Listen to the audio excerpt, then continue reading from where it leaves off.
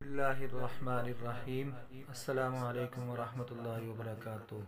اس بھاگتی ہوئی زندگی میں اپنی ذات میں کم از کم اتنا ٹھہراؤ پیدا کرنے کی کوشش ضرور کریں کہ کم از کم آپ نماز سکون سے پڑھ سکیں اپنے رب کی خاطر۔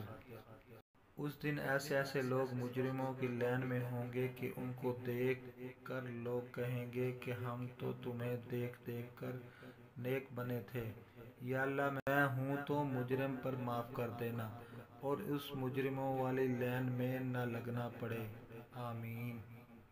مرنے والے انسان کو نہیں معلوم کہ آپ نے اس کے لیے کتنے آنسو بہائے، لیکن زندہ انسان کو مرتے دم تک یاد رہے گا کہ آپ کی وجہ سے اس نے کتنے آنسو بہائے۔ جو رشتے آپ کے پاس ہیں ان کی قدر کیجیے، انہیں احساس دلائیں کہ وہ آپ کے لیے کتنے اہم ہیں اور آپ کو ان کی کتنی ضرورت ہے، ان سے کتنی محبت ہے۔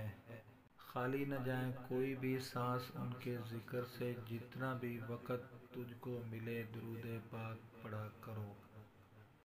آج جو مفت کی نصیحت قبول نہیں کرے گا، کل اس سے مہنگے داموں افسوس خریدنا پڑے گا۔